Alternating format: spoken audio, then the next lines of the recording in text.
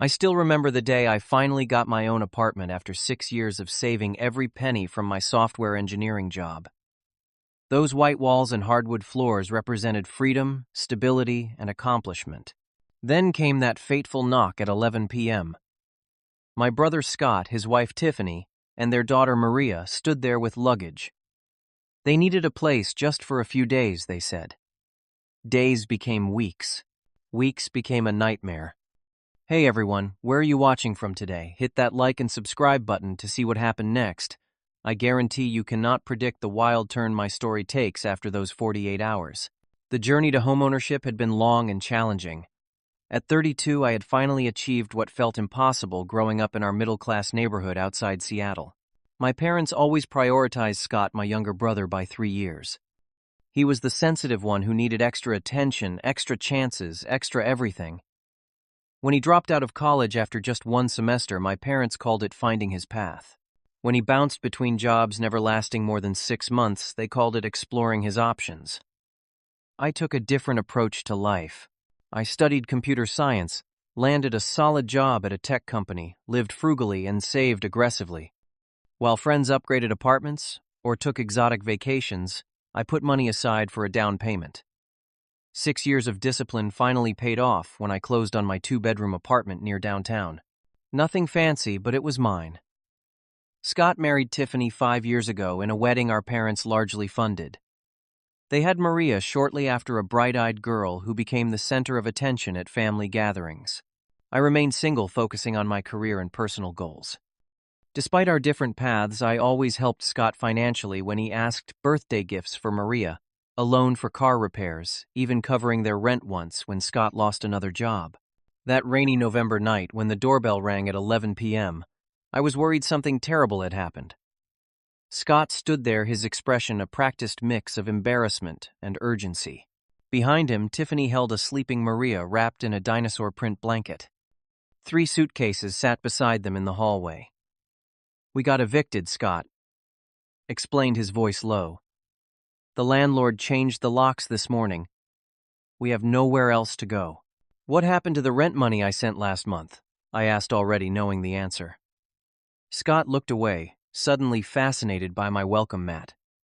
"Things have been tight. We had some unexpected expenses.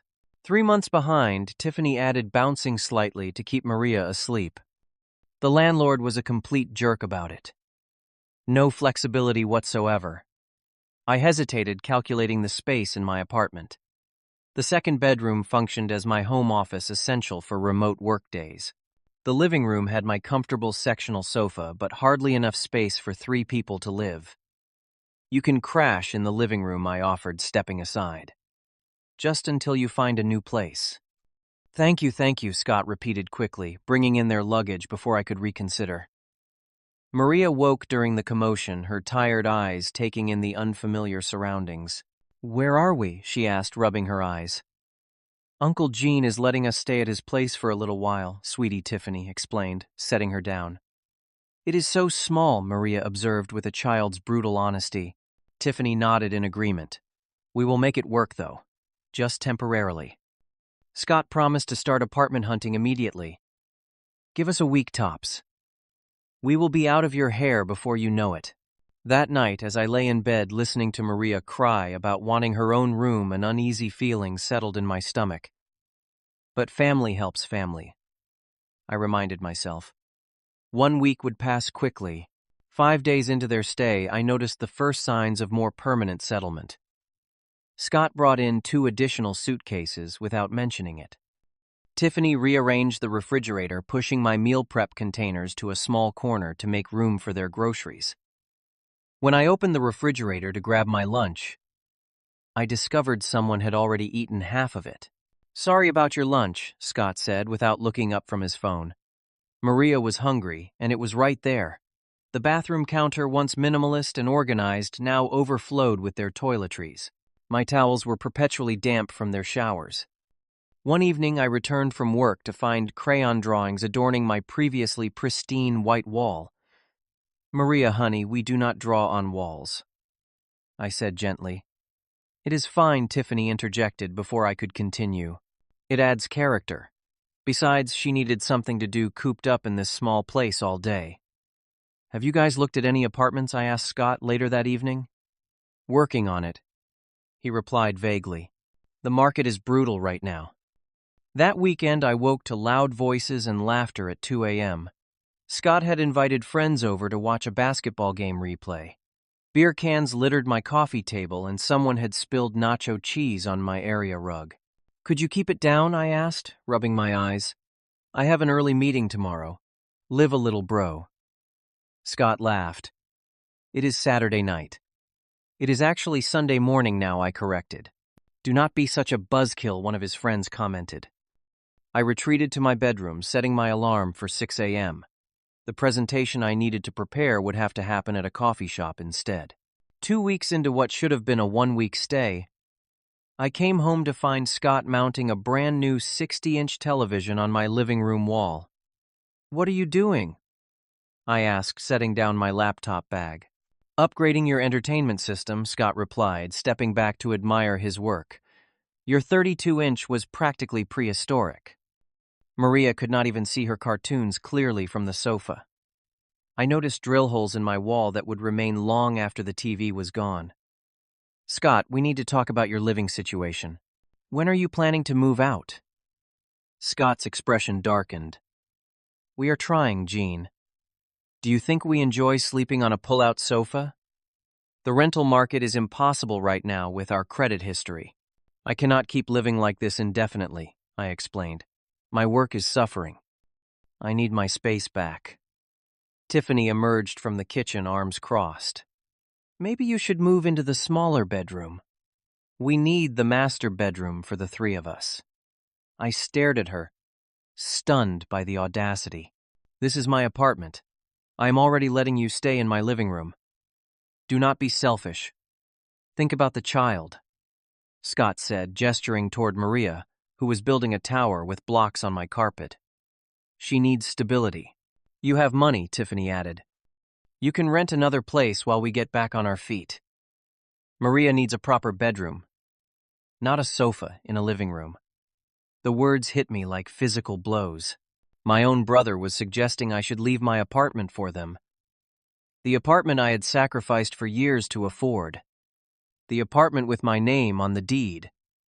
That is not happening, I said firmly. You need to intensify your apartment search. I need a timeline, typical Scott muttered. Always thinking about yourself. The following Tuesday, I returned from work early due to a migraine. Opening my bedroom door, I froze. My belongings had been moved. My dresser stood at an odd angle, and my desk chair was missing.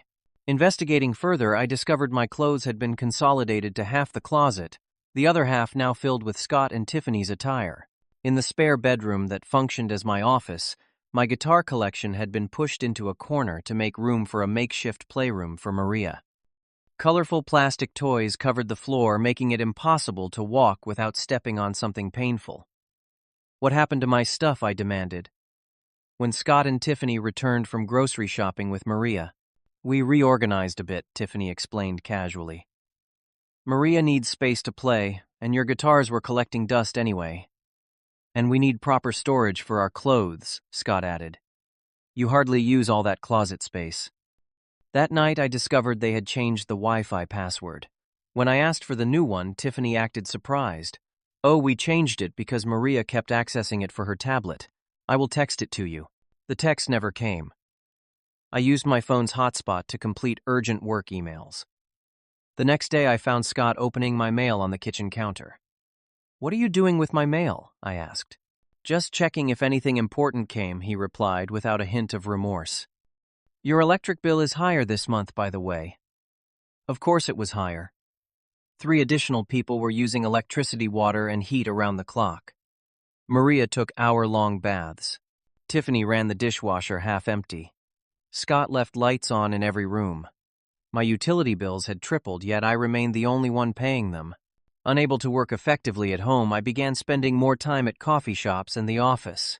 My manager noticed my fatigue. Everything okay, Jean? She asked after I yawned through our 4th meeting that week. Just some family staying with me temporarily, I explained. It is a bit crowded. Well, do not let it affect the Stevens project, she warned. That deadline is non-negotiable. The Stevens project represented a potential promotion. I had been working on the software architecture for months, meticulously documenting every component on my laptop. The breaking point came 3 weeks and 2 days after Scott and his family arrived. I returned home early to finalize the Stevens presentation, only to find my laptop on the living room floor screen cracked and keyboard sticky with orange juice. What happened to my laptop? I asked, heart racing as I carefully picked it up. Maria looked up from her coloring book. I was watching videos and it fell. Daddy said not to worry because you have cloud backup. I tried powering it on, nothing. The project files, while backed up, would take hours to restore and reorganize. Hours I did not have before tomorrow's presentation. Where is Scott? I asked, struggling to keep my voice even. He went to meet friends, Maria replied. Mommy is napping in your room. Your room. Not the living room where they were supposed to stay. Not the guest room they had commandeered. My room. I knocked on my bedroom door, then opened it when no one answered. Tiffany lay sprawled across my bed, scrolling through her phone. My laptop is destroyed, I said. Maria was using it without permission. Tiffany barely glanced up. Kids break things. You should have put it somewhere safe. It was in my office in my bag, I replied. How did she even get it? Tiffany shrugged. You should be more careful with your expensive toys around children. Something inside me shifted.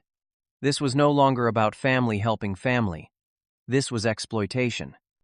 I need you all to find another place to stay, I said firmly. This situation is not working. Tiffany sat up, suddenly alert. We are not going anywhere. We have decided to stay here long term. It makes financial sense for all of us. This is my apartment, I reminded her. For now, she replied with a smirk. But possession is 9/10 of the law. We have established residency now.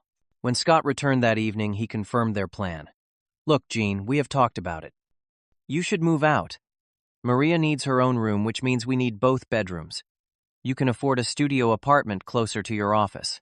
I went to my room to gather my thoughts, only to discover they had changed the lock. My own bedroom was inaccessible to me. We need privacy, Scott explained when confronted. You can sleep on the couch tonight. In that moment, staring at my brother's unapologetic face, I made my decision. I packed a small bag with essentials, grabbed my damaged laptop, wallet, and important documents. Fine, I said, with a calm that surprised even me. You win. Seriously. No argument. Scott looked suspicious. What is there to argue about? You have made your position clear. I smiled and walked out the door, Scott and Tiffany exchanging triumphant glances behind me. The first thing I did after leaving my apartment was check into a hotel near my office. The room was small but blissfully quiet. I set up my phone's hotspot, borrowed a laptop from the business center, and made 3 important calls. First, to Thomas Ford, a college friend who had become a real estate attorney. I explained my situation in detail, emphasizing how Scott and Tiffany had gradually taken over my space, changed locks, and were now refusing to leave. Classic illegal occupation, Thomas said. Since your name is the only one on the deed and you never established a formal rental agreement, we can handle this. They have no legal right to exclude you from any part of your property. Second, I called the local police department's non-emergency line to inquire about civil standby assistance for when I would eventually reclaim my property. We can have officers present to keep the peace, the dispatcher explained. Document everything and have your ownership papers ready. Third, I contacted my building's management company. Mr. Duncan has reported noise complaints about your unit 3 times in the past 2 weeks, the property manager informed me. He mentioned a child running in the hallways at midnight and adults shouting. Those would be my unwelcome guests, I clarified. I am working on resolving the situation. The next morning I went to my office early, restored my project files from cloud backup, and delivered my presentation. Despite the circumstances, it went well. My manager was impressed. Whatever family drama you have going on, keep handling it this professionally, she said. During my lunch break, I met with Thomas to sign the necessary paperwork for a formal eviction notice. He also helped me draft a cease and desist letter regarding the unauthorized occupation of my property. We will need evidence, Thomas advised. Photos of your belongings, proof of ownership, and documentation of damages. After work, I visited my building but did not go to my apartment. Instead, I knocked on Mr. Duncan's door. You are the quiet neighbor, he said in recognition. Until recently. I apologize for the disturbance, I replied. My brother and his family are staying temporarily without my permission. Would you be willing to provide a statement about the noise and disruption, mister? Duncan agreed immediately, detailing how Scott's late-night gatherings had disturbed his sleep multiple times. He had seen Tiffany allowing Maria to ride her scooter in the hallway at inappropriate hours. He had even overheard arguments about money. I hope you get your place back, he said sincerely. Those people do not respect boundaries. Next, I spoke with the building's security team and obtained footage from hallway cameras showing Scott moving in additional furniture when I was at work. The footage also captured Scott's friends arriving with cases of beer at 11 p.m., on multiple occasions clearly violating building quiet hours. Armed with this evidence, I returned to Thomas's office the following morning. We finalized the legal paperwork and arranged for official service of the eviction notice. Thomas also helped me file a police report regarding the damaged laptop and unauthorized changing of locks. They will likely claim they had verbal permission, Thomas warned. Which is why I need this on record, I replied. And why I need evidence they excluded me from my own bedroom. That evening, I called Scott, recording the conversation with a phone app Thomas had recommended. Hey, just checking in, I said casually. How are things going? Great, Scott replied, sounding relaxed. Maria loves having her own room now. You mean my office? Well, it is her bedroom now. Scott chuckled. We have settled in nicely. When are you coming by to pick up more of your stuff? We need to clear out some space. So, to be clear, you are staying in my apartment without my permission. Scott's voice hardened. We have been over this, Jean. You abandoned us. We are just making the best of the situation. I did not abandon anyone. You changed the locks on my bedroom door. For security reasons, Scott replied dismissively. Anyway, this arrangement works better for everyone. Not for me, I pointed out. Always thinking about yourself, Scott sighed dramatically. Typical. I ended the call satisfied with the recorded admission that they had changed my locks and were occupying my apartment without consent. The next step involved more practical preparations. I rented a small moving truck and hired 2 professional movers who specialized in eviction assistance. I contacted a locksmith who could change all the locks. I arranged for a professional cleaning service to assess and document any damages. Finally, I reserved a hotel room for 1 week and paid in advance, not for myself, but for Scott and his family. Exactly 48 hours after leaving my apartment, I returned with reinforcements. Thomas accompanied me as my legal representative. 2 police officers joined us for civil standby. The building manager and security guard stood ready. The moving crew waited in the lobby. Scott opened the door, his confident expression faltering at the sight of our group. What is all this? He demanded. Official eviction notice, Thomas stated professionally, handing over the documents. You are occupying this property illegally and have 24 hours to vacate. This is ridiculous. Tiffany appeared behind Scott, Maria clinging to her leg. We live here now. No, you do not, I said calmly. The property is solely in my name. You have no lease, no rental agreement, and no legal right to be here. You changed the locks on my bedroom without permission and have been using my home without consent. You cannot just throw us out on the street. Scott protested, his voice rising. We have a child. Which is why I have arranged and paid for a hotel room for you for the next week. I explained, handing him an envelope with the reservation details and key cards. I have also hired movers to help transport your belongings tomorrow morning. The police officer stepped forward. Sir, this is a civil matter, but we are here to ensure there are no disturbances. The legal owner has provided proper documentation. You need to comply with the eviction notice. Tiffany began to cry dramatically, pulling Maria close. See how they are treating us, sweetie. Your uncle is throwing us out. Maria looked confused, but not particularly distressed. The officer, clearly experienced with these situations, remained professionally neutral. Mom, where are my toys? Maria asked, seemingly unconcerned about the adults' conflict. You will have them all tomorrow, I assured her with a gentle smile. The nice moving people will bring everything to your hotel room. Scott tried another tactic. I am calling Mom and Dad. They will never forgive you for this. Feel free, I replied evenly. I have already spoken with them and explained the situation, including the documentation of how you changed my locks and damaged my property. This was a bluff, but Scott did not know that. His confident demeanor cracked slightly. We need time to pack. Tiffany interjected. You have until tomorrow morning, Thomas reiterated. The movers will arrive at 9 a.m. to assist. And in the meantime, I will be staying in my apartment, I added. All of it. You cannot just barge back in. Scott protested weakly. Actually, I can. It is my home, I stated. I am not being selfish, Scott. I am just protecting what is rightfully mine. The next 24 hours were tense but productive. I slept in my own bed that night after the locksmith replaced all locks.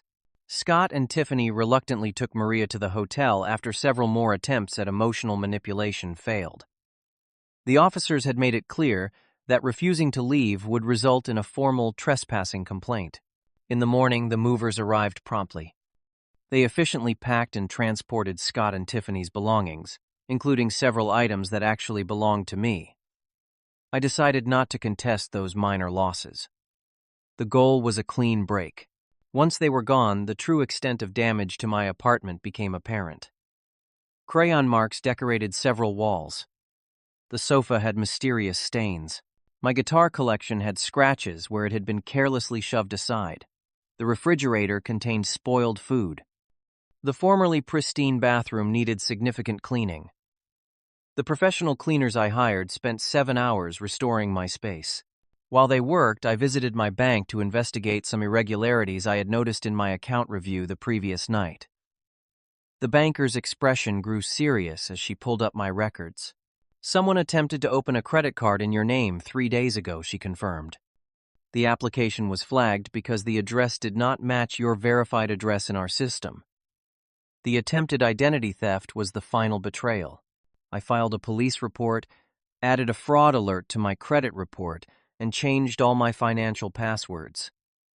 Scott had clearly been intercepting my mail for more than just utility bills. Later that week, as expected, our parents called.